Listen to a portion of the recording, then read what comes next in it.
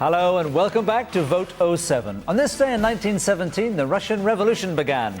On this day in 1765, the House of Lords passed the Stamp Act that led to the American Revolution. And on this day in 1966, the IRA blew up Nelson's pillar in Dublin. No revolutions or big bangs in the Assembly elections, however, just a steady stream of results, about 1/3 of the total now in. Some counts have closed for the night, others are going to carry on to the bitter end. It's been a good day for the DUP and Sinn Féin, but their success has come at a cost for the Ulster Unionists and the SDLP. In the next hour, we'll be chewing over the results with politicians and pundits. And I'm here with Sydney Elliott from Queen's University, who's busy tracking those crucial transfers for us, and BBC Northern Ireland's political editor Mark Devenport is here too to provide his hotshot analysis. First though, here's Donna with a roundup of the day's news. Battling it out to be the biggest party in this election, the DUP and Sinn Féin have maintained their lead positions as most of the counts in the 18 constituencies close for the night. Ian Paisley is still refusing to commit his party to power sharing with Sinn Féin. He's to meet the Secretary of State tomorrow. But Gerry Adams has insisted that the election results show that the majority of people want the Stormont executive to be re-established. It's been a day that has seen the Ulster Unionists perform badly and the Alliance given a boost with one of their new candidates on the brink of making electoral history. Mervyn Jess has this report. A new day in Northern Ireland, but does it herald a new dawn for politics? At 9 o'clock this morning, the ballot boxes were cracked open and an army of staff in the 8 counting centres started getting to grips with the paper trail leading to the next Stormont Assembly. Folks, how are you? Good to see you. By lunchtime, Ian Paisley was on the move, confident that he would be confirmed as leader of the largest political party. The sun's rising and the stars are setting for other people. Are you ready to do a deal with Sinn Féin? We will enter into talks tomorrow with the Secretary of State. We will be meeting the Prime Minister next week, and the hard negotiations are now going to start. What about nominations? The real no. Sinn Féin are not entitled to be at the table until they declare themselves for democracy. I am a Democrat. I don't speak to loyalist paramilitaries. I don't speak to Sinn Féin. I have one policy for all. All people must be equal under the law. All people must be equal and subject to the law. And until that happens, there is no place for them in the government of Northern Ireland. Martin McGuinness was trying to find a place at the count centre as he manoeuvred his way through the media scrum.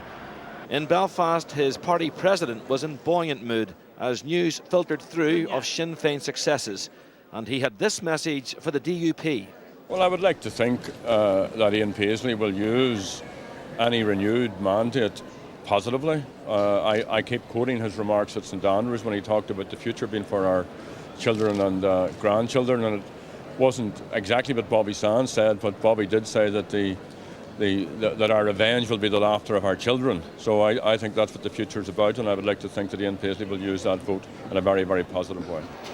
In East Belfast, there was an early boost for Alliance when Naomi Long outpolled Ulster Unionist leader Ray Jampy, coming second to Peter Robinson of the DUP.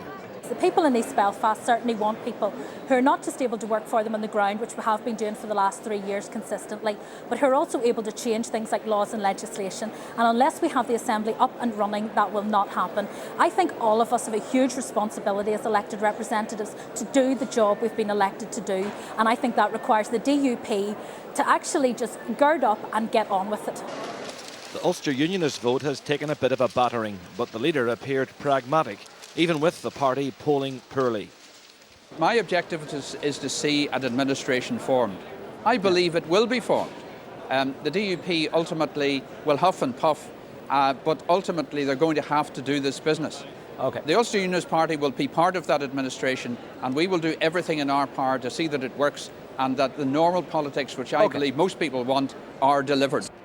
The former DUP MLA Paul Berry is under extreme pressure in Newry and Armagh, as is the UK Unionist leader Bob McCartney, who stood in North Down and 5 other constituencies.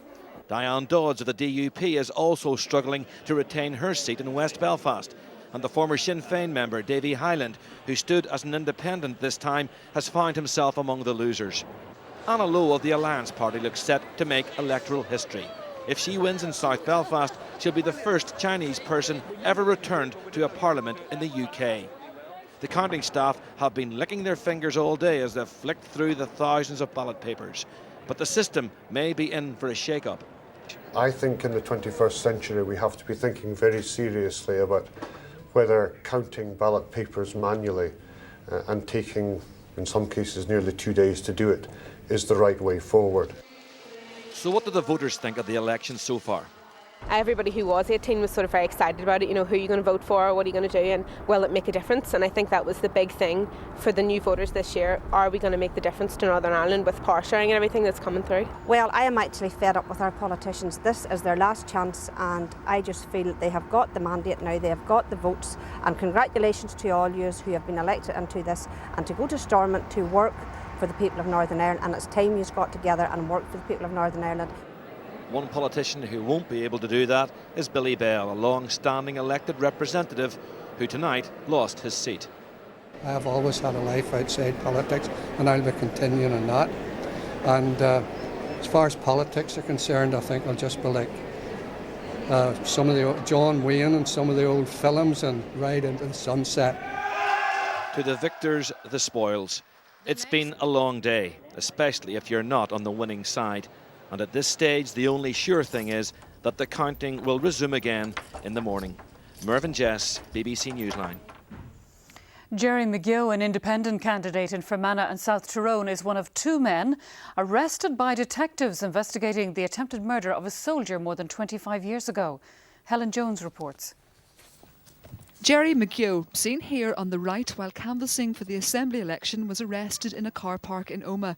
He just left a count centre after failing to win a seat in the Fermanagh South Tyrone constituency. The 46-year-old former IRA hunger striker is being questioned at the Serious Crime Suite in Antrim. This is basically one of the worst examples of political policing, and the reason why we have to get rid of the people that are involved in creating this kind of mayhem on the day of an election. The former UDR soldier who was the victim of the shooting is now a DUP party worker who was also at the Omagh Count Centre. The second man arrested was Vincey McInespy, whose brother Aidan was shot dead by the army in Auchnacloy in 1988. He's married to a Sinn Féin councillor in County Monaghan. I have 6 children at home ranging from 5 to 16, traumatised tonight from what they've seen. And all I'm going to say is that the amount of people that come out today, once again, well done to them, because this is the type of policing we need to stop. We need the type of policing that people can look up to, not the type of policing that I witnessed there tonight. Condemning the arrests, Sinn Féin has branded the move a stunt and has questioned the timing of the arrests. The police say they were aware that Jerry McGeough had re-entered the jurisdiction some time ago. They say they acted as soon as was operationally possible. Helen Jones, BBC Newsline. In other news tonight, a schoolboy who was struck by a car in Coleraine is in a serious condition in hospital. The accident happened on the Money-Brannan Road this afternoon. A man who died in a road crash in County Antrim was 23-year-old Stephen Turner from Dunnamalach Road in Ballycastle. He was a passenger in a van which crashed in Armoy this morning. It's thought the driver was not seriously injured and only the van was involved. The road was closed for a time while forensic experts examined the scene. Now here's Angie with a look at the weather forecast. Hello there. Well, today was almost a repeat performance of the last couple of days. A bright morning followed by spells of rain in the afternoon. Now that rain is going to be moving away through the course of tonight, but unlike the last couple of nights, there are going to be showers around, and some of those could be quite heavy and quite wintry. It is going to be a chilly enough night, temperatures dipping to around 2 or 3 degrees. So that's how we start Friday. There will be bright spells around, but plenty of showers running in on the blustery wind. They'll probably be more frequent in the west and across the north, and some of them, again, heavy, mixed with hail or even some sleet, possibly even the odd rumble of thunder. The best of the dry and the bright spells reserved for County Armagh, County Down and Belfast. Even here, I think we could see a few rattling through due to the strength of the breeze before they start to ease off in the afternoon. And then we'll see some drier, brighter weather developing then through the afternoon for eastern parts. Further west too, the showers become lighter and less frequent, but I still think we'll see 1 or 2 drifting in during the afternoon. But bright spells between the showers even here, but it will feel cold. Highs are only around 8 degrees tomorrow, and bear in mind that blustery westerly wind, it will make it feel cooler. Elsewhere across the country, well, again, it's that mixture of sunshine and showers, always more frequent in the northwest, where they're going to be heavy, perhaps thundery, coming in those strong winds, and snow over the Scottish hills as well. Much milder across parts of England and Wales, and here too, milder weather returns as we head into the weekend, although it will continue to feel cooler in the breeze. Saturday, rather cloudy with patchy rain and drizzle, some heavy rain on Sunday, but brightening up later on. And that's all from me for now. Noel. Donna, thank you very much indeed. Well, let's plunge straight into what's been going on today at the counting centres. Let's go to Lagan Valley Count in Lisburn, where we can join the DUP new MLA, Jeffrey Donaldson, and congratulations on your election. Reg MP says you'll be going to see the Secretary of State and the Prime Minister to do some more huffing and puffing next week. Is that what you're going to be up to? Well, I think it's Reg who's been huffing and puffing the last few weeks, and he hasn't got much to show for it. I think it's very difficult for a party leader who's had to scrape in, not having been elected on the first count. So I don't think we'll take many lectures from Reg in what is the right tactic and strategy to use. Reg has got it wrong. He called it wrong in the election.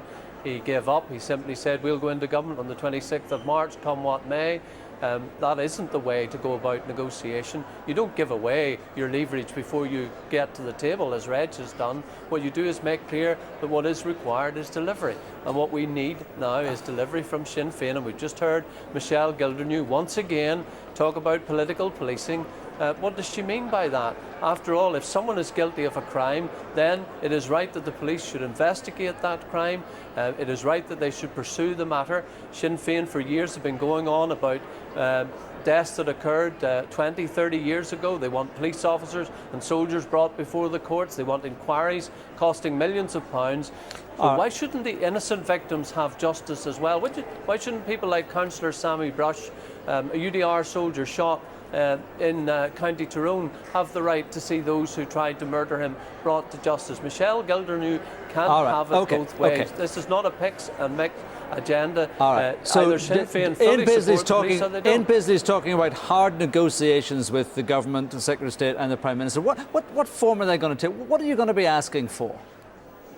Well, we're going to be asking for a financial package for a start. One of the clear messages in this election is that people, the voters, the ordinary people of Northern Ireland, are not prepared to foot the bill in terms of higher rates and water charges for years of neglect of our infrastructure as a result of the Troubles. All right, well, I think all the parties are agreed on that. You're all going to be agreed on that. I mean, what are you going to say? The government can't make Sinn Féin, in your terms, deliver. So what are you going to negotiate with them about the 26th of March? Well, Sinn Féin clearly have to deliver, and it is important that we remove this ambiguity. There's no such thing as political policing. There is the police.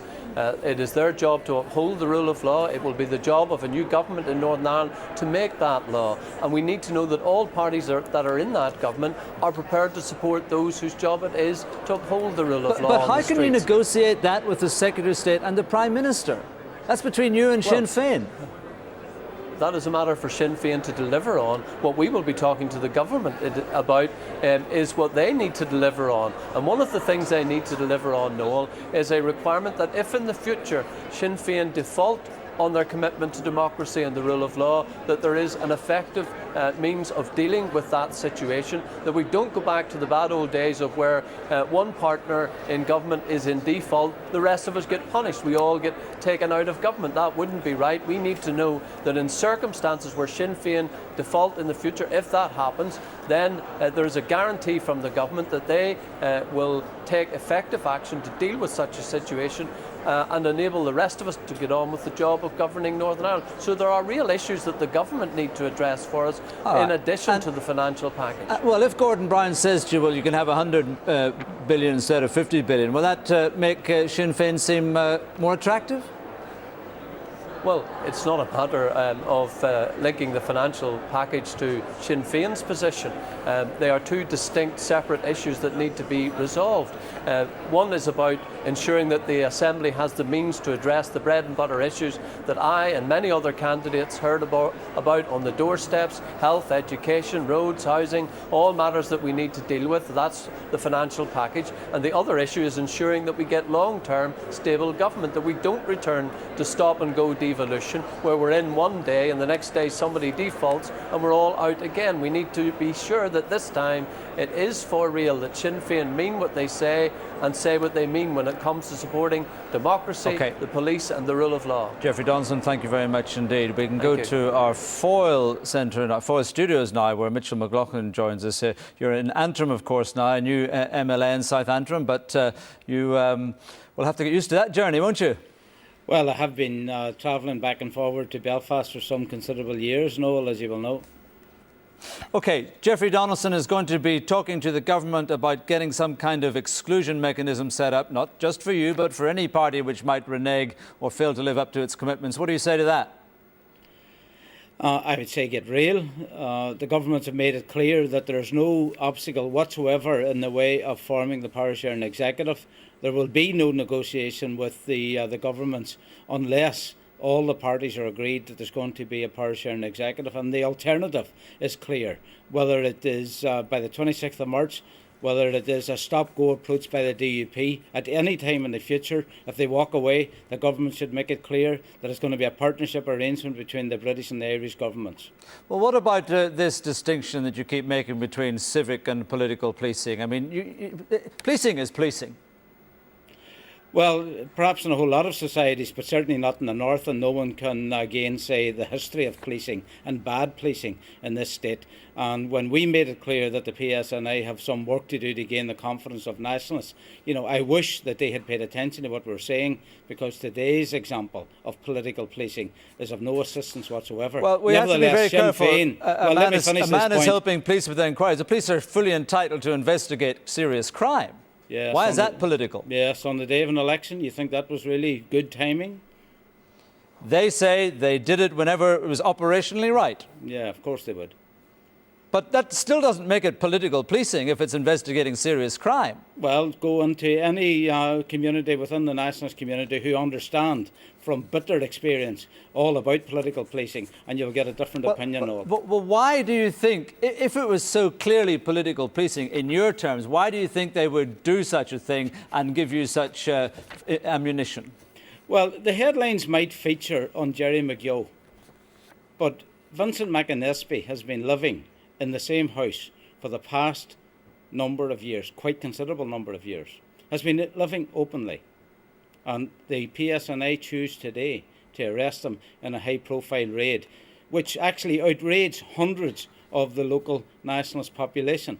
It is, I have to say, reminiscent of many, many such experiences in the past. Now, Sinn Féin wants to see an end to that. It doesn't cause us, like a DUP, to huff and puff and to walk away. But those are exactly the type of examples of political policing that we're determined to eradicate. OK, how do you see the next 3 weeks playing out? Well, I know how it should. It should be preparations amongst the parties for an engagement with the British government on the premise that there's going to be a power sharing executive which needs the resources to do the job that has to be done, including resolving the issue of water charges and the infrastructural deficits and building the economy. We have a situation where there's almost 500,000 people out of a very small population of 1.7 million who are capable of working but who are economically inactive. Therein lies the challenge. And direct rule ministers over the last 30 years have failed to crack that one. We live at 80% of the GDP of any other comparable region within the British Isles. That is the failure of direct rule. And I believe an executive which is given the tools and the resources could make a better fist of it. OK, Mitchell McLaughlin, thank you very much indeed. Thank you very much. All day long, facts and figures have been flooding into our studios here and analysing them all. Mark and his team. Noel, thanks very much indeed. We're going to take a look at the chamber there. Familiar picture, Parliament buildings, as we fly in here on our computer-generated graphics. We've got 48 of the 108 seats declared. There we've got the DUP party, 18 at this stage, including, of course, Ian Paisley and Peter Robinson. They're up 4.4% there. The Ulster Unionists with 4. That party down 7.7%. And that delegation so far, including Reg Empey, of course, the party leader. If we spin around to the other side of the House, we can see here Sinn Féin representatives totalling 20 at this stage, including Gerry Adams, of course, and Jerry Kelly, up 2.6%. There are the SDLP, 4 of them. And we've got some alliance representation, of course. Not quite the crossbenchers, but at the far end, 2 for Alliance, up 1.4%. And that's Naomi Long in East Belfast, the party's deputy leader, and Trevor Lunn in Lagan Valley. So that's how it actually looks at this stage, with, as I say, just 48 out of the 108 declared. So still a long way to go. But that gives you a snapshot of how things stand, and some counting still continuing, but not maybe huge amounts of results expected tonight. Mark Devenport and Sydney Elliott have been crunching the numbers over the last couple of hours just to see how things might be whenever all 108 are declared. What do we think, folks? Mark? Well, we're dealing in guesstimates, Mark, because obviously you don't know quite how some of these 6 seats are going to fall. But it's pretty clear that the DUP are going to make a significant rise from the 30 base that we take as the 2003 elections. And I've got them down at a maximum, really, of maybe 8 gains, which could take them up to 38. Potentially it might just be 37. I would see Sinn Féin making about 4 gains, taking them from 24 up to 28. And then the SDLP and the Ulster Unionists, something around the 17 mark, depending on different ways you look at it. They could either have 17 apiece, or maybe 17 for the SDLP and only 16 for the Ulster Unionists. An alliance coming back with 7, 1 Green, 1 PUP. So one would start to say that, are we moving from an era of 4 main parties to 2 big parties? It's still, early days yet. You basically agree with those figures, Sydney, and it's hard to be absolutely sure as to who's going to be a number 3 and who's going to be a number 4 slot. There's a possibility here the Ulster Unionists could be number 4. If that's the case, and if these numbers are correct, when devolution is restored, if it's restored and DeHunt is triggered, the implications for the share out of ministerial positions is pretty significant. Yes, from top dog down to perhaps 1 ministry. It's as serious as that, really. Yeah, I mean, what you're looking at potentially is 4 DUP ministers, there are 3 Sinn Féin ministers, and then depending on how the figures work out, you could have 2 SDLP, 1 Ulster Unionist, or it could be the other way round. Yeah, certainly the DUP in a very dominant position, given that we're not counting the First and the Deputy First Minister into that break. There was a little flurry of speculation some time ago that if the numbers shook down in a certain way, there was a possibility of Alliance actually squeezing a ministerial position, but we can pretty much rule that out. I don't think so, yeah, so far as the sums go at the moment. Sydney's overcome with the mathematics. Sydney's struggling. It's not that he found that such a... Don't speak, Sydney. That's, I think, I have to point out, Mark, that on the blog we're doing on the computer, I did say this was Lozenge Corner at the beginning of the day, and that's been the way it's been working. We've been running on strepsils. Yeah, so I suspect Sydney might need something a little bit stronger than a strepsil at this point. We'll see what we can do. OK, let's just remind ourselves of the overall situation. I think we've had another DUP return. There are 20 Sinn Féin seats, 19 for the DUP, 4 SDLP, 4 Ulster Unionists, 2 Alliance. So that's now 49 out of 108. Mark, here is the first preference vote share. And really it speaks for itself, doesn't it? Yeah, I mean, pretty much, the DUP and Sinn Féin powering ahead there, and I think we'll see in terms of the switch, the bad news this election has been for the Ulster Unionists in particular. And change, which is maybe just a little bit more telling. Yeah. While the SDLP and the Ulster Unionists were pretty much neck and neck in 3rd and 4th position there, in terms of the losses, they're much greater for the Ulster Unionist Party. Absolutely. They've been the big losers out of this. Alliance holding up well there with that increase of 1.5 percentage points, but the DUP and Sinn Féin both big winners. Yeah, OK, well, there's lots more we can talk about when you come back to speak to us in maybe a moment or two, and we can look at the battle within unionism. We can see what happened to the Ulster Unionist vote. We can see what happened to the UK Unionist challenge as well, what happened to Bob McCartney's charge there. And we can also look at the battle within nationalism. So, Lots more. Oh, very much, very much. Thank you very much indeed, Mark. OK, I have a raft of studio guests with me. I don't know which end to start with, really. Naomi Long, Basil McRae, Alison McDonnell, Alex Kane and Noel Doran. Let's start at the bottom. Noel Doran, the editor of the Irish News. Just looking at the battle in nationalism there. I mean, someone referred in one of the Derry papers to 2005, I think, as the SDLP's Stalingrad, but they fought back from that, and they're pretty much going to hold their own, down a little bit, of course, but not anywhere near as dramatic a battle as there has been in unionism. No, less dramatic. Obviously, major gains on the Sinn Féin side, as you say, the SDLP narrowly down, but as I'm sure Alistair will appreciate, even dropping one seat leaves that possibility of dropping down to a single minister under the D'Hondt system, which people will be watching very closely. In these 6-seater constituencies, the final seat is so tight, and a couple of them are obviously going to go to the wire. SDLP still performs strongly in South Belfast and Foyle, South Down. A number of other constituencies disappointing. They had high hopes in Strangford. It didn't happen. They were pretty hopeful in Newry and Armagh. That didn't happen either. So it looks as though they're going to be slightly down, but not as badly down as they might have been. Sinn Féin surging ahead. Mitchell McLaughlin, clearly one of the big performances of the day. The West Belfast result, very striking in terms of vote management. Clearly that was extraordinary, actually. I mean, there were 4 people within a handful of votes, 4,500 votes. I mean, that is, we were discussing this earlier, that, you know, you think democracy, you have a free vote and you vote for whoever you like, and yet parties can organise it to their advantage within just a handful of votes. It's quite extraordinary. Discipline's a great thing, Noel, and I'm sure in South Belfast the Ulster Unionists will look across the boundaries and wonder what might have been. But Sinn Féin have performed similarly at council level in the past. I think people probably knew what was coming. The figures were so tight at the end, it was very striking, but it pays dividends, and that's politics. Yeah. Alex Kane, reflect on the demise of the Ulster Unionist Party, and then we'll ask Basil McRae for his view.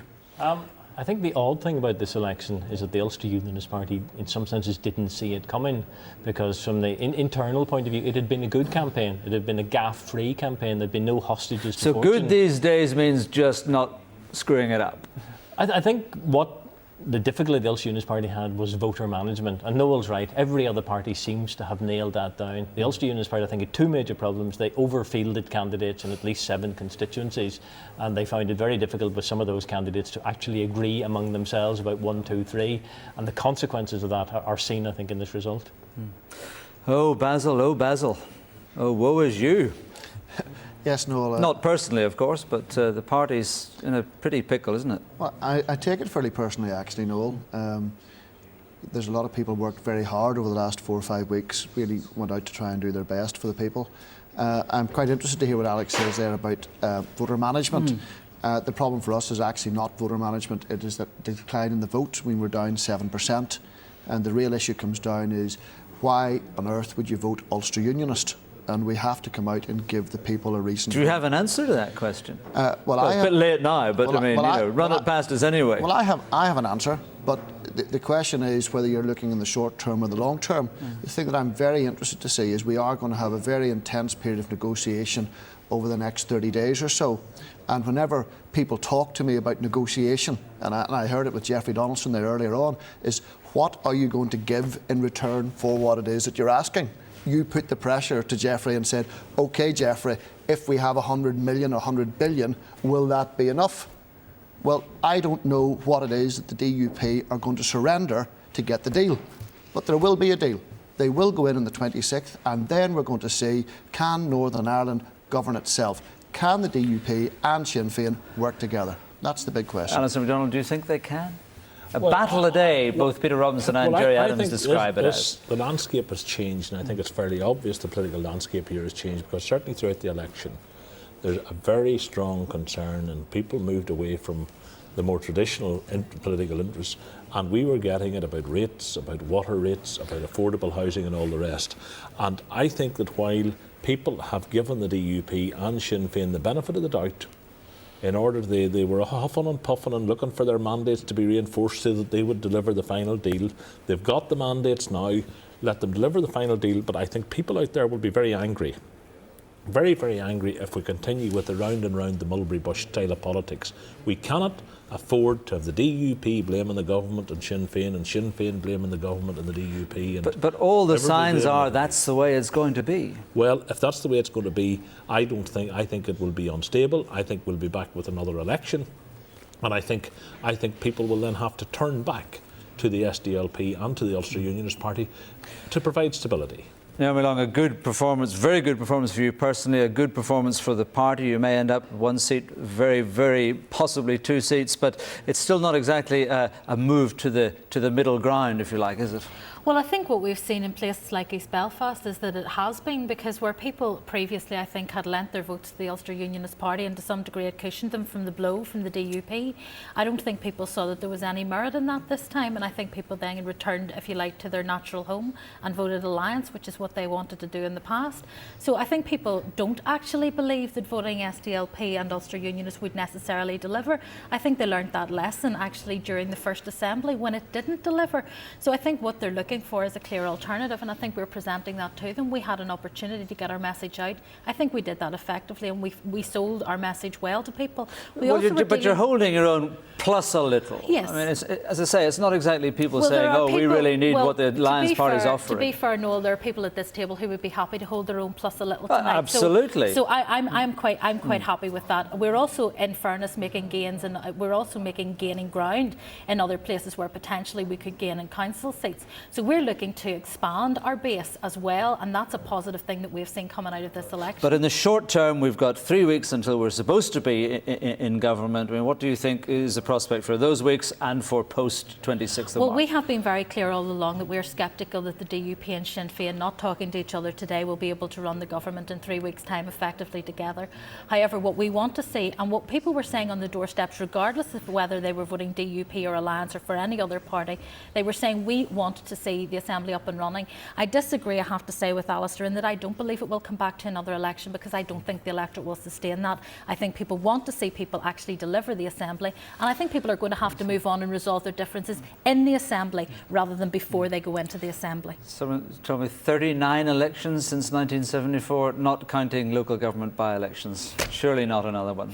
The counting continues at the King's Hall, the Belfast counts. Jim Fitzpatrick's there for us. Jim. Yes, Noel, the counting continues. The journalists and the candidates are still here. PR elections, you tend to get a steer early in the morning as to where things are going, and then have to wait until midnight, as it may be, to see that confirmed. We were pretty much right as to what we said about South Belfast. We're just waiting to hear it confirmed that Anna Lowe has got a seat. There's only 2 Unionist seats there now, a DUP and an Ulster Unionist one. 2 SDLP seats, SAFE and Sinn Féin are in. In North Belfast, the DUP haven't performed quite as well there as they might like to. It looks like Fred Cobain, the Ulster Unionist, will hold his seat.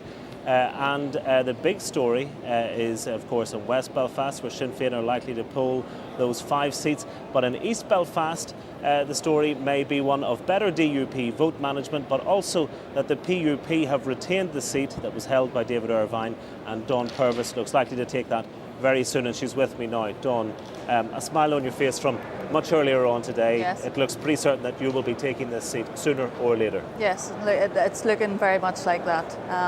We knew from early on when our target was 3,000 first preference votes. We polled over 3,000 first preference votes, and we increased our percentage in the last time round. So absolutely fantastic day for the PUP. And yet you've done it in the face of what has been pretty well managed DUP vote strategy. So where are you getting those votes from? Because you actually improved in percentage terms on the last time around. Yes, I think those votes came from Ulster Unionist voters. The Alliance Party too, again, from Ulster Unionist voters in East Belfast. And your vote personally, of course, David Irvine had his own huge personal vote. So how was it you were able to retain that? Well, I think the Progressive Unionist Party had a vote in East Belfast. David had a massive personal vote in East Belfast, and we've only really had me in there for 4 weeks, so we've managed. I think everybody's pulled together. We've had a fantastic campaign, fantastic team. We've motivated all our workers, volunteers. They come out night after night, rain, hail or snow. Sometimes 20, 25 in our canvassing team. We knocked 13,000 doors in 11 nights. And we did a tremendous job. And what do you think people were voting for when they're voting for the PUP? We've been asking the DUP all day the same question, were they voting for government? What do you think is going to happen next? I think we're going to have government. It may not be on the 26th of March, but I'm absolutely sure we're going to have government. This election was about people, and the people have spoken today. And really what they've said to Sinn Féin and the DUP is get on with it and get the job done. Don Purvis, many thanks indeed. Well, Noel, apparently there's a big conference taking place here over the weekend. It's called Emigrate Belfast. It's for people who want to leave the country, apparently. I've seen a few of them around here today, but let's wait and see if they're back here tomorrow for other purposes. Yeah, cases packed, Jim, at the ready. Thanks very much indeed. Let's go to Chris Butler in Lagan Valley. That count is continuing as well. Well, the vote is almost complete. Alliance managed to hold on to their seat here. However, it was a different story for the SDLP. They lost out to Sinn Féin, who have picked up their seat. But the big issue tonight here is that battle between unionism. 3 DUP look likely to get in. In fact, the last seat is certain to be DUP. It's just a matter who it is. But as regards the Ulster Unionists, there's already a lot of concern. Some members here saying that the party's in freefall. One of them is with me now, David Archer, a Lisburn councillor for the Ulster Unionist Party. And practically you're saying tonight that Sir Reg MP has to shape up or ship out. Well, indeed, the electorate have sent the Ulster Unionist Party a very clear message, both here in Lagan Valley and across the province. If this party does not start acting like an opposition to the DUP, then I'm afraid the only consequence of that is the electorate will realign the Ulster Unionist Party to the dustbin of history. You're saying that Sir Reg MP then has led you down the wrong path? What I'm saying is that Sir Reg MP and his team need to take a stock of what has happened here today, need to sit up and take note of what the Unionist electorate are telling us. And if we are going to continue to travel down the road that we have travelled since he was elected leader, then I'm sorry, but the Unionist electorate will realign this party to the dustbin of history. After the results today, is this dissatisfaction with Sir Reg MP widespread throughout the party? I think first and foremost, I don't want to point the finger at Sir Reg. But you are saying he needs to change or else his leadership is over. Indeed, the strategy needs to change. The strategy Sir Reg and his party officers have pursued since his election as leader, and let me remind you that when he was elected leader, we were left with one Member of Parliament, one Westminster Member of Parliament. If we continue to travel down that road, that strategy that he has pursued since his election, then I'm sorry, the Unionist electorate will realign this party to the dustbin of history. A lot of concern then about the Ulster Unionist Party. As for the DUP, we're expecting this count to complete within the next half hour or so. It's a straight battle between Edwin Poots and Paul Given as for the last seat. So we'll find that out hopefully before the end of the programme. Back to you, Noel. Thanks, Chris. Well, I have to go straight back to Basil McRae, of course, from that same constituency. David Archer saying you're going to be sent to the dustbin of history if you don't shape up. Yes, well, I've taken note of what David had to say. I think there's actually bigger issues. It's about Northern Ireland and the future that we want to have and how we're going to actually work together. You see, absolutely nothing happens in Northern Ireland unless you get consensus. And the big question, I heard you talking about the number of elections we've had, there's still no answer. Are we going to be able to work together, or should we just scrap the whole thing and let somebody else from whatever jurisdiction do it? We come out as a party talking about bread and butter issues, which is what people are talking to us about. But the people are still worried about constitutional issues.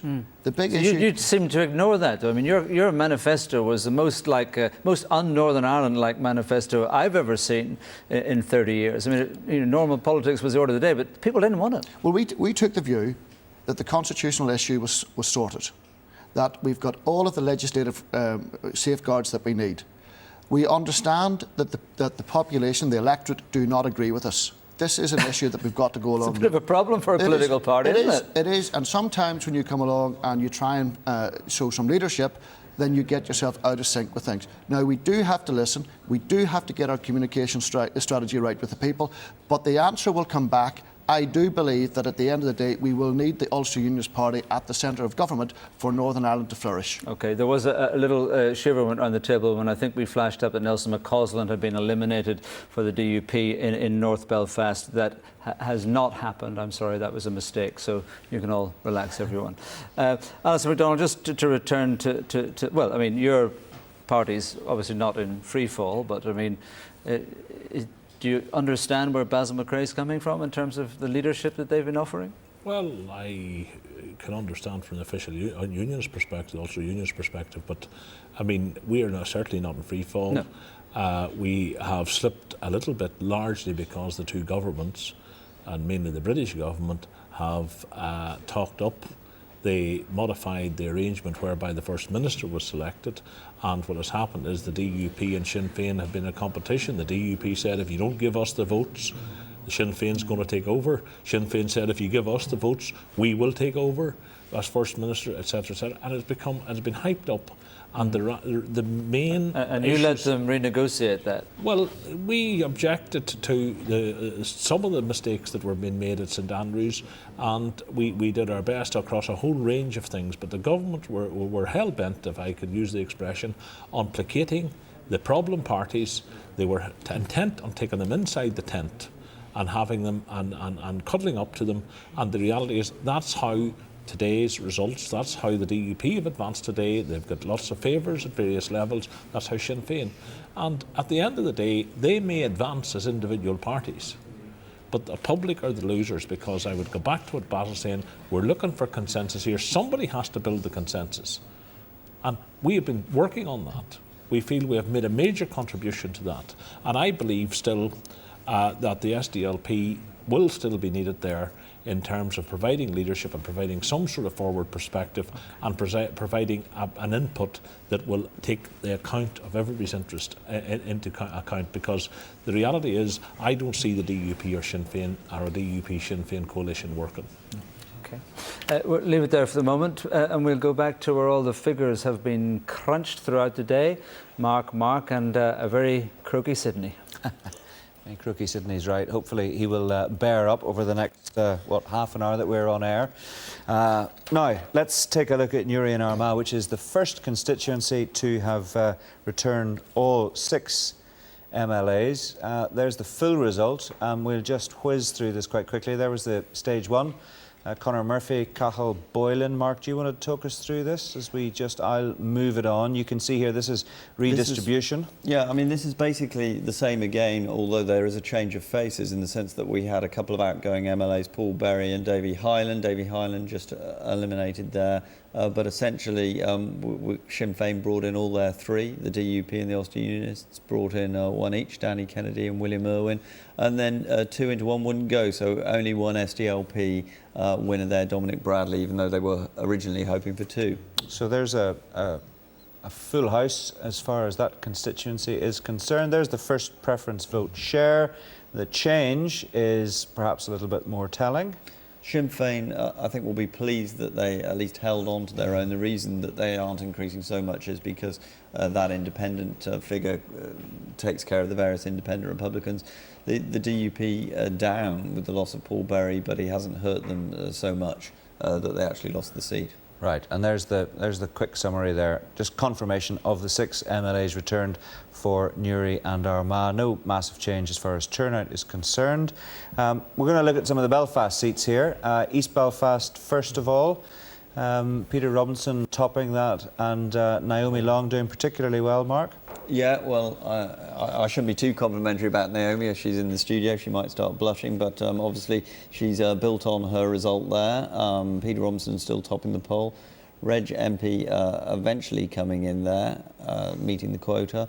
It's just worth bearing in mind here, obviously the quota remains the same. What we're doing here is either redistributing the reduced value transfers of people who've been elected, or eliminating and transferring up the pecking order, so you can see the quota bouncing around, and we don't have a full suite there. That's the first preference vote share, but again, the change is the most interesting thing.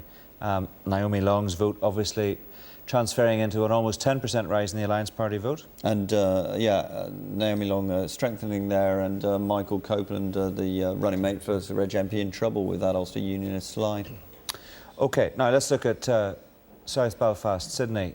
You think you can contribute to this? How are you feeling? I could try. Have a go, why not? Partly revived. Oh, there's a doctor in the house, I'm not too bad.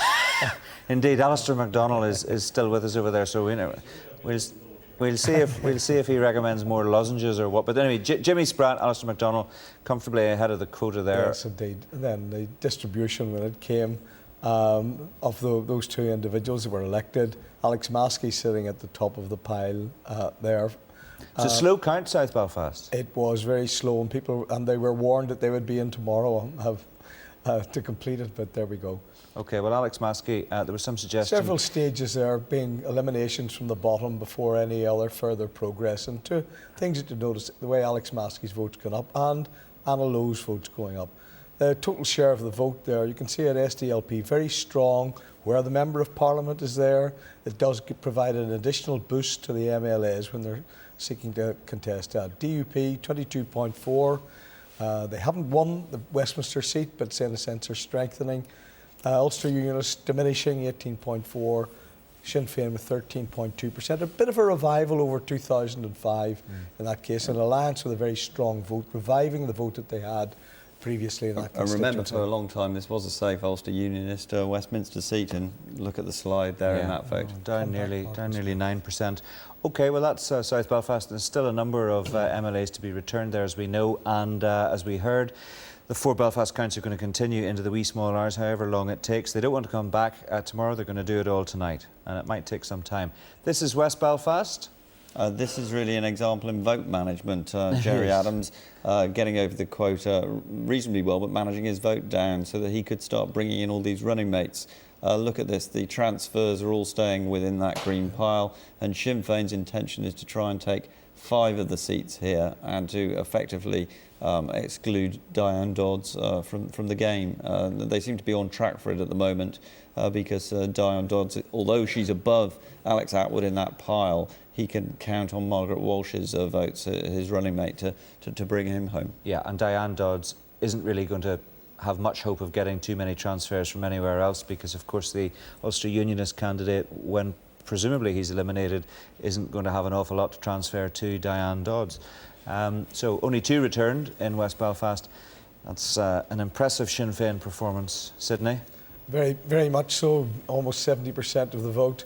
SDLP at one stage, remember, was very competitive in this constituency 13 years ago, at least anyway. Democratic Unionists being the largest unionist party for some time there. Ulster Unionists gone away almost completely. So that even an independent candidate standing can get 2.3% of the vote there. There's the change, Mark. See the change. Yeah, the SDLP is still on the slide. They're okay for now in terms of having 1 quota, but yeah, it's a far cry from the days of Joe Hendren being the local MP. Okay, now we're not going to take a look at North Belfast at this stage because for some strange reason there are a few rogue results, we think, in there, so we're not satisfied that we can give you the precise picture of what's happening there. There was a suggestion given to us from someone on the ground that Fred Cobain had been eliminated. That's not the case. Also that Nelson McCausland had been eliminated. We gather that's not the case. We're not quite sure, are we, Mark, what's happening there? Not really, other than that the computer probably needs a night off. Right. Or somebody at the count needs a strepsil. That's the other possibility as well. Anyway, if we do clarify it, we can bring you the precise picture of North Belfast while we're on air. We will, of course, do so. But that's the state of play at the moment, Noel. Thank you. I think we should give the computer a strepsil. Incidentally, Sydney, you didn't hear Alistair MacDonald saying he wouldn't treat you unless you were nice to the SDLP, and because we can't jeopardise the BBC's impartiality, you're on your own. I'm sorry. You'll just have to suffer. OK, let's return to my guests in studio. Alex Kane, we just heard David Archer there casting nasturtiums on the UUP leadership. What do you think Sir Reg MP should go from here? Well, I think he first of all has to find out how many seats he has. It looks like it's going to be 16 or 17. It's not a good result. 10 or 11 down on 2003, including the early departures of... Yeah, it's not a good result. I don't think anyone in the Ulster Unionist Party is going to pretend that it is a good result. And the claims of the party is not in free fall. I mean, you can argue that one way or the other, but obviously the parachute isn't working at this stage. What they're going to have to do is get together on Monday or Tuesday when the new Assembly group meets and decide what exactly the role of the Ulster Unionist Party is going to be. Because it's no use, and this applies to both Basil and Alistair here, it's no point complaining about the DUP and Sinn Féin never going to get consensus. I suspect there's far more consensus in those 2 power blocks than we imagine, and I have no doubt there's going to be a deal in the next few weeks. If that's going to be the reality, then the SDLP and the Ulster Unionist Party have to decide exactly what part they're going to play in that process. What do you think will be the shape of that deal? I think both Sinn Féin have already said they want the British Exchequer to pick up the tab forever. The DUP, as Basil says, seem quite happy. Is it 50 billion, 100 billion? Whatever it is, they'll get the cash, and once they get that cash, and let's be clear, Tony Blair is going in a few weeks' time, a few months' time. He's not going to allow this assembly to crash. DUP and Sinn Féin have made that calculation. They'll push it a little bit harder. They'll push it until that moment, and then say, that's it, that'll do. And there's going to be no rebellion inside the DUP. No matter what Jim Allister said earlier today, there's going to be no rebellion. No political lifetime of a decontamination period. Six months will be a lifetime maximum. They're not going to worry at this stage. The DUP will have 35, 37 candidates who have all signed up to this. And how, Noel Doran, will Sinn Féin sell that to their people? A 6-month wait for full devolution? With great difficulty, although there's no guarantee that we will have to wait that long. No, but do you agree broadly that that's the shape of the deal will be yes, but not yet? Yes, although I think people will enjoy to a certain extent the manoeuvrings of the DUP over the next period of time, because although they're the biggest party, they are under a fair amount of pressure. It's not that long ago we saw the party leadership posing with sledgehammers saying that the message was smash Sinn Féin. It's not quite smooch Sinn Féin now. It's not a long way off it, because we've heard Ian Paisley talking about Peter Robinson as a potential finance minister. That's very specific. That can only happen with the deal with Sinn Féin. Despite what Ian Paisley said today, that's clearly what's on his mind. So do you see something happening on the 26th of March, some kind of fudge in which the DUP will say, all right, we're going to do it, we're going to nominate First and Deputy First Ministers, perhaps even nominate and the entire executive, but it won't come into operation until we're happy? Well, that's possible, although of course very few deadlines have been observed in this process over the last 10, 12 years. There's also the factor, do the DUP really want to facilitate Tony Blair? Would they like to let him wait for a little while and see how they get on with Gordon Brown? That's an unknown factor, the son of the manse. Are we going to get to that stage? But it shouldn't take that long. The thing is that Tony Blair, at least we assume, cares a little. We don't think Gordon Brown cares at all. Well, he knows how much it's costing him. Yeah, okay. Now, let me just ask you as well. I mean, the next few weeks, you won't be involved in any of these negotiations, of course, at first level anyway. Well, I think we will be involved. I mean, we have been involved in the past with the smaller team that we're likely to return this time, so I think we've got a strong argument for being involved. I think the question is what kind of role people want to play, and I think part of the difficulty that people have had this time is that they've wanted at the same time as presenting themselves as being very facilitatory in their approach to this process. At the same time, they've wanted to attack those who have tried to move forward, and unfortunately you cannot do both. And I think that the electorate actually have judged that quite poorly from some of the parties, because it's fine for people to say they don't think the DUP and Sinn Féin will make it work. I'm not convinced. I'm sceptical of their ability to make it work. But what you can't do is try to place impediments in their way. And I do think some other parties did try to do that in the campaign. I think that played badly with voters, because I think what they want to see are people who are willing, if Sinn Féin and the DUP can get it together, to actually help them hold it together. What they want to see is stable devolution, and I think we all have a responsibility. Being elected is only the start. The responsibility is now on us to make it work. You see, no, people used to say that Sinn Féin would never make it work because it's not in their interest to make it work. What they want, people said, and some people still say, is a state of permanent instability in Northern Ireland. Why is it in their interests to be able to work, to learn how to work with the DUP? Well, they've taken the big decision on policing, still some details, as we've seen today, to be resolved there. They wouldn't put themselves at that risk and put their risk losing so many people as, not an overwhelming number, but they've certainly lost some long-serving members as a result of taking that decision. It wasn't taken lightly. That was with a view to political power. There can't be any doubt about that. And of course the eye always on the Republic. With the general election coming up there as well, because there would have been very serious questions asked. Are they going to endorse policing on either side of the border? Well, the big decision there has been taken and things are clearly going to move forward. Okay, thank you. Let's go back across the studio to Mark. Okay, Noel, thanks very much. One of the most fascinating battles, of course, has been within unionism. So we're going to have a look at the swing, the net change, if you like, from the Ulster Unionist Party to the DUP. We looked at this a little earlier in the programme tonight. It comes with a bit of a health warning at the top, it has to be said, but you can see the orange of the DUP there moving into the blue of the Ulster Unionists. It's 27.6% for Lagan Valley, but Mark, the reason for that is a lot to do with Jeffrey Donaldson's movement from the Ulster Unionist Party to the DUP. Yeah, I mean, this was effectively a sort of one or two person swing in the sense that Jeffrey Donaldson and Nora Beer came over after the last election, and essentially Jeffrey Donaldson's consolidated that vote. That's why it's such a dramatic swing there in Lagan Valley. But the point then to go on to make is that even below Lagan Valley, it's still nearly 10% in North Down, in East Antrim, 8% in Fermanagh. It's impressive from the DUP's point of view in all of those constituencies. Yeah, these are the places where the DUP are looking to pick up gains at the expense of the UUP, and they're doing them in a number of places in Strangford, in East Londonderry. They're achieving that, and that's how they're racking up this extra lead in the new Assembly. Yeah. Sydney, quick word on that before we move on? Well, just to be said as an allowance for this was that DUP was increasing its share of the vote in and around the Belfast area, and that the old planted areas, the old Anglican tradition, was holding firm. It's not holding firm. Yeah, okay. The DUP is taking over everywhere. Let's look at some of the constituencies that we haven't perhaps focused on. Arlene Foster will be very pleased with that result, Mark. She topped the poll, beat Michelle Gildernew into second place, comfortably over the quota there for the two of them. Let's just move this on. Nobody else returned there. That's the share and the change in Fermanagh. Well, obviously Arlene Foster bringing in her personal vote there and carrying it through into the increase in the DUP vote, and the Ulster Unionist voters slid there, even though Tom Elliott has survived. Sinn Féin vote managing a bit with Michelle Gildenew's vote being down, but still stabilising there at the expense of the SDLP. And not too much hurt by some of the others like Jerry McGeoch, the independent Republican that stood against them. Right, we're going to look at North Belfast because we've found whatever the glitch was and we've cleaned it up. So this is the situation in North Belfast, and I'll just move through the various stages here. But Nigel Dodds topped the poll, Jerry Kelly both in on the first stage.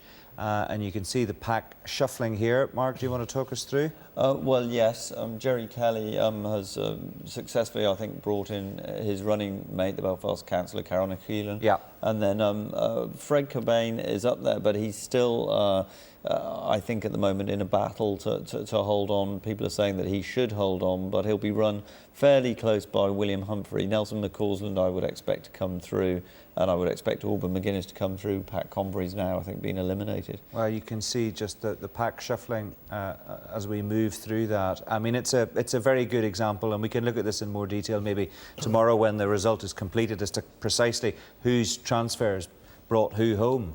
Yeah, one interesting thing though is the Raymond McCord, the collusion campaigner. I was actually looking, he obviously didn't have enough votes to benefit from transfers, but who voted for him? It was a fairly even split between SDLP, DUP and UUP voters if you look to where they went on to afterwards. Well, that's intriguing. There's the change in North Belfast, and again DUP and Sinn Féin up, SDLP, Ulster Unionists down, and more results to come from North Belfast, and they will happen tonight because the Belfast counts are continuing until they're finished.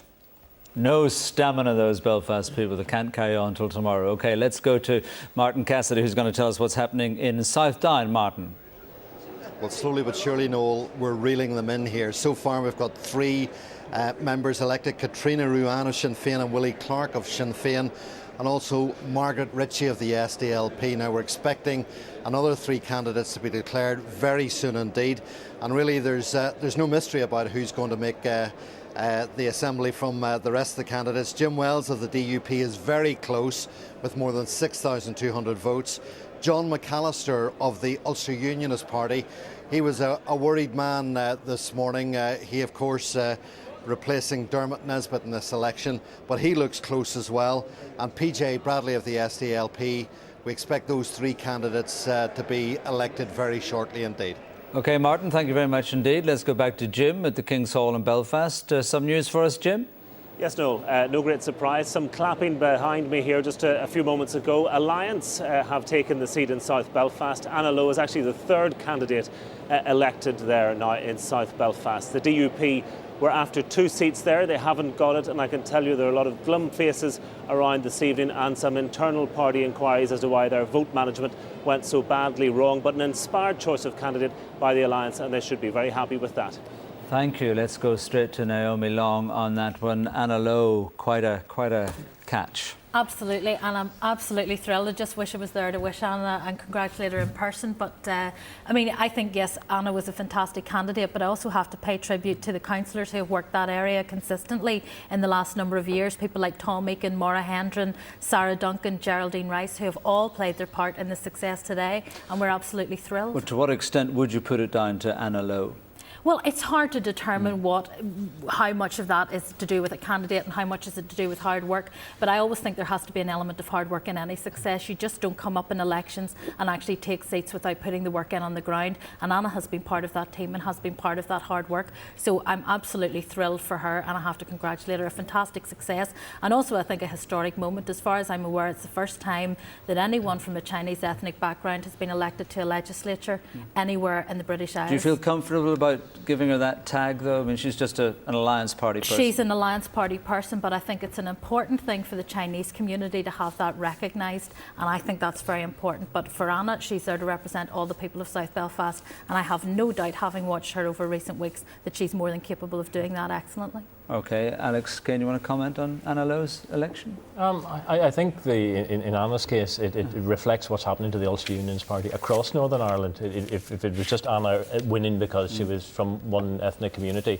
you know, it would cause some surprise. But the fact is that across Northern Ireland, the party has gone down 8-9%, and that's exactly what's happening in South Belfast. Thank you all very much for your contribution to the programme this evening. That is where we will leave it for now. Our next TV news will be at 6:25 in the morning. You can keep right up to date, of course, with the online services. We'll be back with our coverage here on BBC One at 10 o'clock. So have a very good night, get to sleep and get up early, and we've got lots more hours of analysis and drama and everything to go tomorrow. We'll see you tomorrow. Bye-bye.